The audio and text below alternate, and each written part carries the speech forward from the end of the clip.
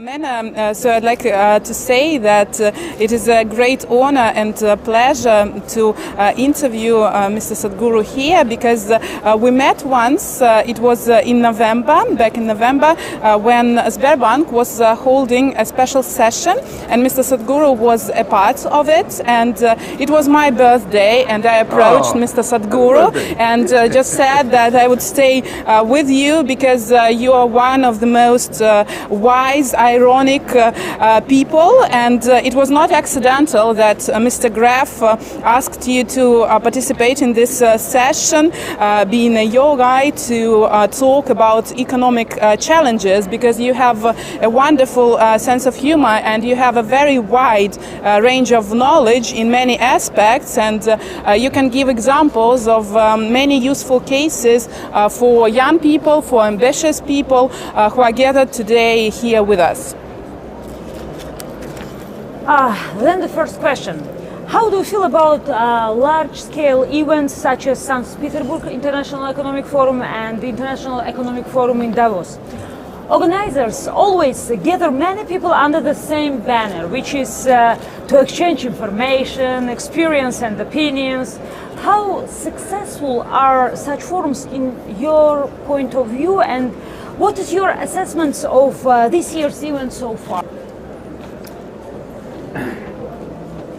Essentially, these events, it is not that everything is going to be transformed because of these events, but these few events in the world are the only places where the economic leaders meet in one place. In their day-to-day operations, they're all competitors. They're in many ways working against each other. When we work against each other, human resource, the planet's resources, everything is wasted. So this confluence of business leaders is a tremendous possibility that we could work together rather than against each other. I'm not talking about cooperation, I'm talking about competition being complementary to each other. So I've seen this happening in the last 20 years, particularly with the World Economic Forum, and there is no other place on the planet where that many business leaders, who literally control 80% of the world's economy, are meeting in one place for 4 days. I think it's a tremendous opportunity. As you saw here yesterday, in a polarizing world today, where certain things which kind of isolates Russia is happening in the world.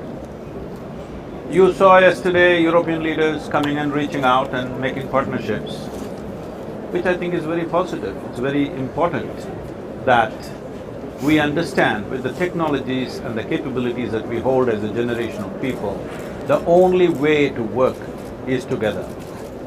Because this is not a time of using a stick or a sword. This is a time when we're empowered to either make the world or destroy the world. So this time, this generation and future generations, the only way to work is together. Well, in business we may be in competition, as nations we may be in competition, but still we need to understand even our competition needs to be complementary to each other. It cannot be confrontational to each other. This is something that these kind of forums bring home. When you actually meet the real people, the people that you were competing with, people that you thought were your enemies, when you actually meet them, you find they're as human as you are. And this is what I've been telling a few people yesterday who are part of the speak, that one thing that you should have done is the international media should have been here in a big way. I don't even see the Indian media here, because… I have seen Chinese. Few, but I don't know to what extent the Chinese are here, but largely it's not covered in the world. Because I want you to understand this, I'm not saying this with any negativity.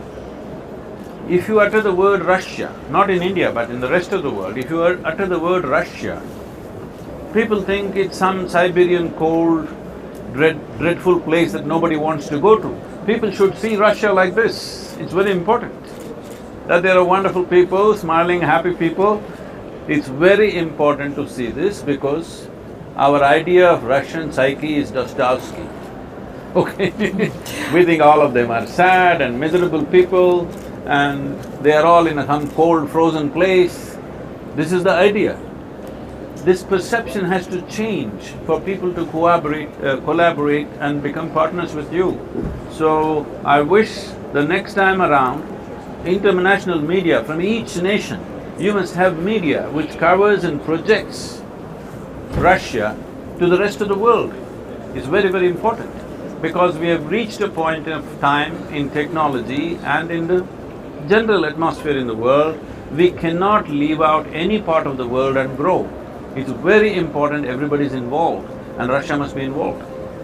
Shortly, I mentioned that it's very interesting that you told about Dostoevsky and the opinion that people has founded by Dostoevsky's books, because it's not enough today. Russian literature makes a big influence on world, and it's still felt, but it's not enough today, because when we're living in the world where social media works, Yeah. TV works, we need much more attention to our country from Perception, foreign. world's perception is important, and right now the world's perception of Russia is not very positive. People like you, all of you young faces, should change that. Да, дело в том, что вся проблема – это восприятие. Восприятие России сейчас далеко не позитивно в мире, и молодое поколение должно получать более реальное восприятие вашей страны. I will say wonderful things about Russia back and home and wherever I go. At your lectures, you often mention and deride the notion of the stress. That's an important part of conversation. But we are well aware that stress can prevent even a good athlete from performing. And I think that in the modern world it's very important to ask yourself, is it really possible to fight with this? See, it's like this. What you call a stress is one kind of chemistry in the system. Yes? There's a chemical basis to your stress. What you call as anxiety is another kind of chemistry. What you call as misery is another kind of chemistry. Joy is another kind of chemistry. Blissfulness, another kind of chemistry. Ecstasy, one kind of chemistry. Agony, another kind of chemistry. Or in other words, all human experience is a certain kind of chemical change. Or in other words, you are a chemical soup right now. The question is only, are you a great soup or a lousy soup? Now, if I give soup-making material, same ingredients to 10 people here, you think these 10 people will make the same kind of soup? One soup will taste wonderful, another will taste lousy, another okay, another impossible to eat. The same thing with all of us. We all have the same ingredients. Some have made a wonderful soup, some have made a lousy soup. So my work is just this, to teach you a simple methodology with which you can create the right kind of chemistry.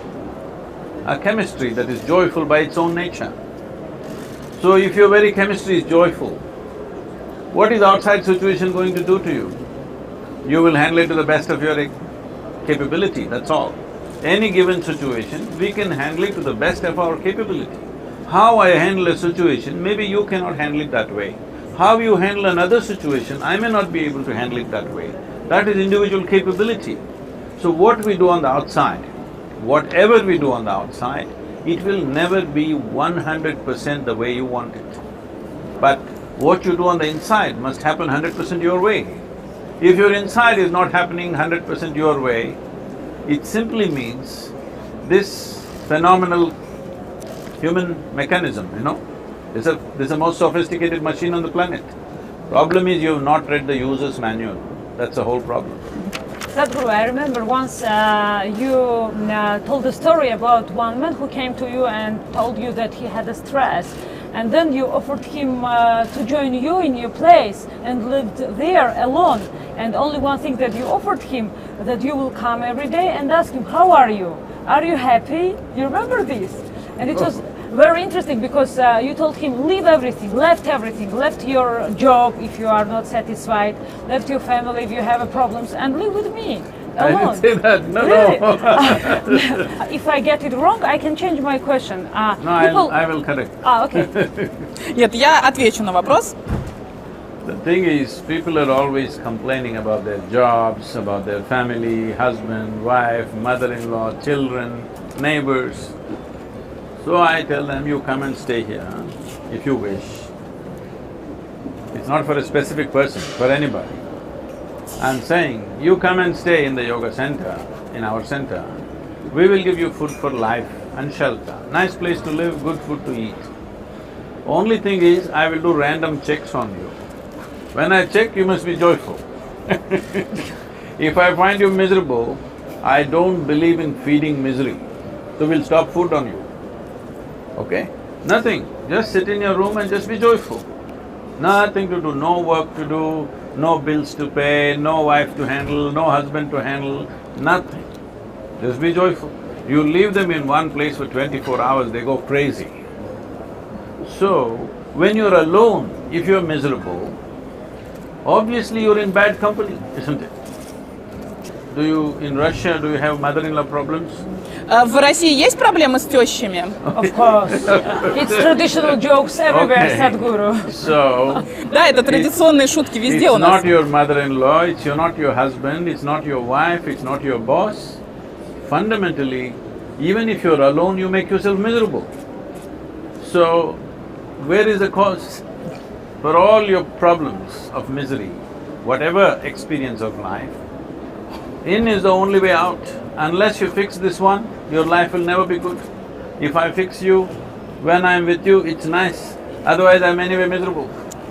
If I fix this one, wherever I am, I'm fine. This is what inner engineering is about, that you engineer yourself the way you want yourself to be. Once this one person is fixed, wherever you're in the world, with whoever you are, with whoever you're not, you're fine. This one thing every human being must do in your life, that you are not the issue in your life. There are 1,000 issues outside to handle, but I'm not the issue. This must happen. If you yourself are an issue, your own thought and emotion is such a big issue, how will you handle anything in the world? Most human beings, their intelligence, their capability, their genius is all wasted simply because of their own psychological drama going on endlessly, and a badly directed drama. If we talk about yoga, it's interesting part of conversation because yoga become very popular in all world, yoga centers, and people trying to take this knowledge like some base for their changes. They think if they sit on a yoga mat, they'll fly. Of course. That's what beginners think, always. And the question is, can yoga improve athletes' results? It's about Definitely. flying too. We have worked with some top athletes in India, sports people, and it's produced wonderful results. See, the way to look at it is like this.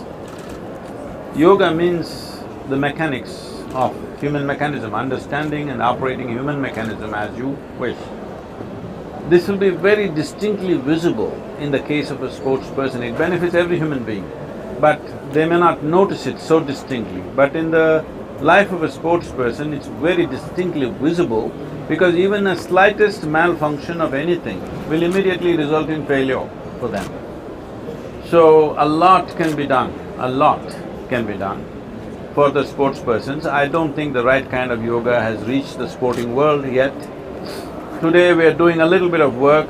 Probably in the coming year we will be working with a few top golfers in the world.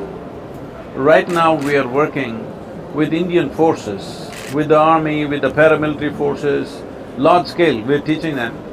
Some of the paramilitary forces have taken away their normal exercise regimen, and there is a dimension of yoga which is called as Angamardana, which literally translates as killing of the limbs. That means if you sit here, you don't even know whether you have a body or not. That kind of freedom from the body, that would be a phenomenal thing for the sports person. We have not done serious work with sports people, with few people we have done, but if we work with the whole team, it'll make a huge difference. We worked a little bit with the Everton football team in UK, and we've done something with individual sports people in India. But if we do with an entire team, if the Russian football team had come to me a year ago, maybe, I'm not saying yes, but maybe, we could have made them function at least 10 to 20% better than their natural way of performance. Possible to do it. We have worked with entire state governments in India, from the chief minister, all the ministers, bureaucrats, and they are performing better. If you can make the politicians and bureaucrats perform better, for sure you can make the sports people perform better. Sadhguru, excuse me, but when you're saying that you work with bureaucrats, that you work with a lot of people and teaching them something, I can't ask you, is it difficult exercises? Maybe you can teach us something easy one that we can practically use in our lives. See, the yogic systems are not a common prescription for everybody. For each individual, according to their present situation, accordingly it's taught. It's not like there's one common prescription, everybody, what we are teaching for the forces. We will not teach for the journalists, okay? Because it's a different level of fitness, it's a different level of capability. So, yoga is not a common prescription, it's always taught. And anyway, this idea that yoga means some physical exercise, this must go. This is not about… People ask me how many hours of yoga I do. I do 20 seconds a day. 20 seconds, not minutes, seconds. Okay, tick, tick, tick, tick, tick, till here. Only 20 seconds a day. It'll work wonderfully well. For you, we will teach you 20 minutes a day. What are you doing in these 20 seconds? In 20 seconds, we just reorganize the whole energy. That's why it's a wonderful soup wherever I go. In that case, I want to ask you next thing. How do you feel about healthy life? Do you share it? Do you consider it important and necessary to inform people of these rules of healthy life? How can we take into account your experience of giving large number of people guidance and take the road of self-improvement in terms of physical culture and mass sports? There are various kinds of ailments in human life. There are infectious diseases, which is essentially an invasion by another organism upon our body, for which you have modern medicine and various other kinds of things. There is genetically transmitted diseases for which there are solutions. We can change the very nature of your DNA by doing certain things, which today there is scientific evidence that this can happen. There are other things which are caused by environmental causes, maybe chemicals in the atmosphere or the food that we eat and things like this, which need some amount of care, how we consume things and where we are. And today, unfortunately, a large number of diseases are lifestyle diseases. That is, we cause them to ourselves. These diseases have no business to be in human life because a human being is supposed to be a conscious life. It's not like any other life. This is a life, this is a peak of evolution on this planet.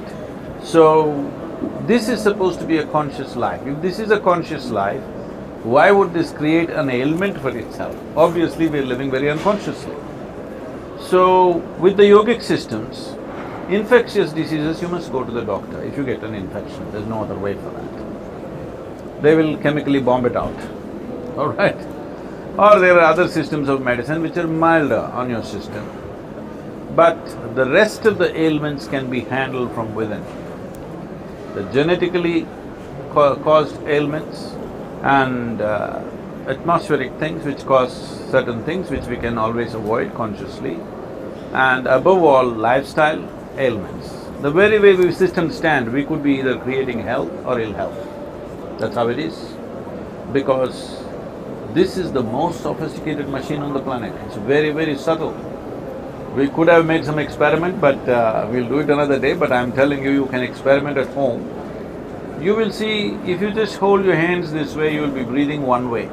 If you turn it around, your breath will change. That's how subtle it is. Попробуем, потому что я попробовала, я скажу, что в чем была разница. Вот так глубже. If you hold it this way, if you place it on your thigh and hold it this way, Если вы сделаете вот так, положите руки на колени, you will notice that the maximum… if you close your eyes and breathe, you will see maximum expansion, contraction will be in the lower lobe of the lung. If you turn it around, it'll move to the middle lobe of the lung. If your eyes are closed and focused on the breath, you will notice it. So, this is such a subtle machine that if you do this things will change in the very way you breathe, not just the breath. The very life energies change simply because you turn your hand around. How many times in a day unconsciously are you doing this? You're setting your energies into turmoil and hoping to be peaceful. This life doesn't work like that. Unless you do the right things will not happen to you. As simple as that. Sadhguru, we are close to the World Cup FIFA, and I can't ask you. I'm coming. You are coming, Yes. really? Do you play football? I used to play till a lot of injuries, now I shifted to golf. Совсем скоро чемпионат мира по футболу ФИФА в России. Садхгуру собирается приехать.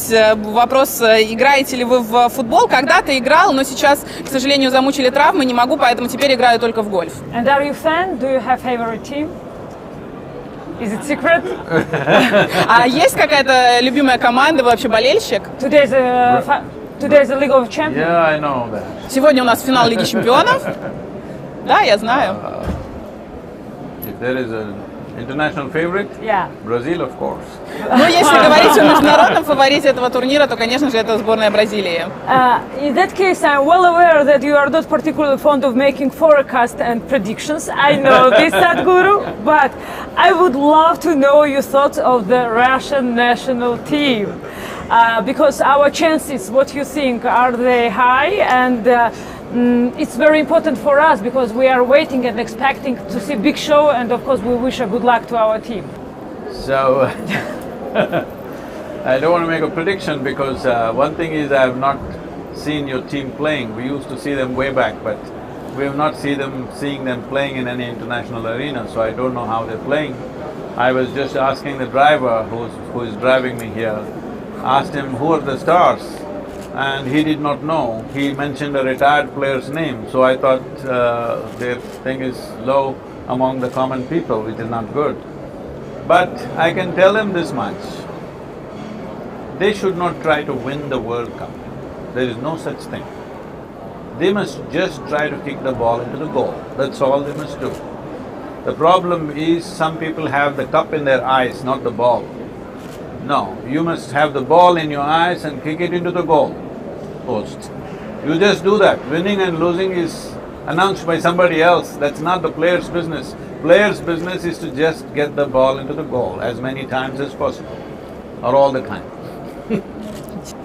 Sadhguru, thank you very much. As I mentioned, you have a very good sense of humor. Since it was a translation, you mentioned that the nice photographer, the young lady, looks like Ronaldinho. And I don't know, is it he… You must just have the hairstyle, but you must smile like him. Садхгуру, большое спасибо вам. Я говорила, что у вас прекрасное чувство юмора, и вы прокомментировали, что наша девушка-фотограф похожа на Рональдинho. Он говорит, что да, прическа такая же, нужно еще улыбаться, как он, и вообще будет идеально. Thank you very much for your conversation. Thank you. Большое спасибо за наш диалог. Thank you very much. You're very good. Good luck and hope to see you since the World Cup FIFA. И будем надеяться, что увидим вас на чемпионате мира по футболу.